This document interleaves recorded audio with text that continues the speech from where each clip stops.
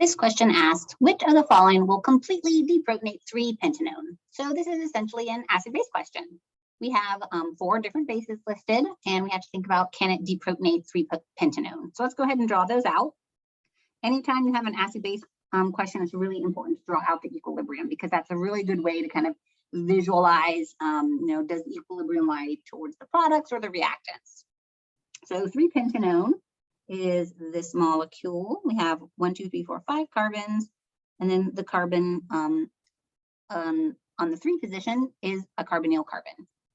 So 3-pentanone, and we're going to react with each of these different bases. So it's important to note that the sodium is the counter ion, potassium also a counter ion, lithium a counter ion.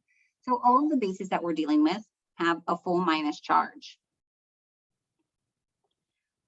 In the first 2 instances, it's a little bit more straightforward what our base is. We have H minus, we have methoxide. Potassium terbutoxide is a big bulky base, like this. And then this molecule right here, shown in condensed formula, is LDA. And LDA looks like so, also kind of a big bulky base. And so each of these bases is one that we're going to investigate. In 1, we have an H minus base. 2, we have an O minus. 3, we have an O minus, and 4, we have an N minus. Okay, so you can kind of think about the main atom that's bearing a charge here to help you a lot. If we wanted to just kind of quickly think about it, the alpha protons that are present on 3-pentanone are going to have a pKa of around 15 or 16. I would say like approximately 15-ish.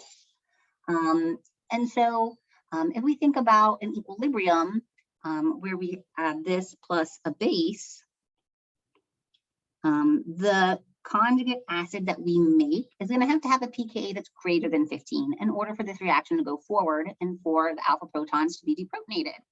So our conjugate base is going to be an enolate. And then the conjugate acid, like I said, has to have a pKa greater than 15 for this reaction to completely deprotonate. So that's another thing that's kind of important to note here. What does completely deprotonate mean? It means the reaction is irreversible.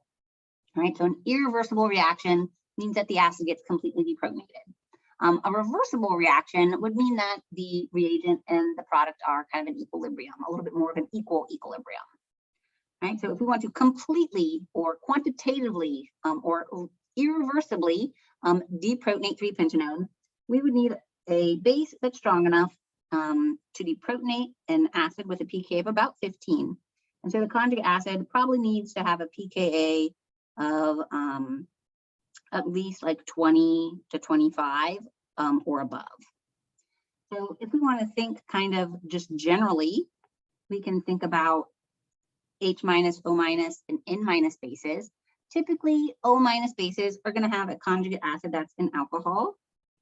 N minus bases are going to have conjugate acids that are amines. Okay, could be variations of this. And then an H minus base is going to be H2. So thinking about this, pKa's of alcohols are typically around 15, amines around 40, hydrogen around like 50 or more. All right, so right off the bat, we can kind of cross the O minus bases off because the pKa will be too low to have an irreversible deprotonation occur. So that's kind of like a quick way to think about it. The other way is to, like I said, draw out the equilibrium. So if we were to add in, for instance here, H minus as our base, and we think about what our conjugate acid would be, again, H2. So the pK of that, like I said, is very, very high. And so this reaction would definitely favor the deprotonation. If we wanted to try a different base, say we bring in the methoxide,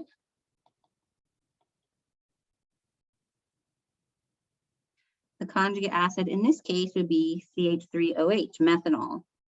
And methanol's pKa is more equivalent to the alpha proton on the ketone that we're trying to deprotonate. So in that case, we would have a lot more of an equilibrium where it would be a reversible reaction and not irreversible.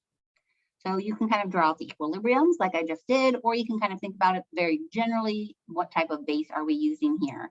In any case, in order to irreversibly deprotonate 3-pentanone, we would need to have an H- or an N- in order to react these two molecules in an irreversible way. So 1 and 4 are kind of what we're going for, and that would be answer choice D. Keep in mind that if you changed your acid in the starting material or in the reactants, so instead of having just one carbonyl, say we changed it to a molecule that looks like this, the alpha protons here are much more acidic with a pKa of around 9. So depending on the structure, you may or may not need a stronger base. O- bases are capable of irreversibly deprotonating the alpha proton of a diketone. So it varies by structure. So always be careful to think about what your structures are and try to draw out your reaction equilibrium.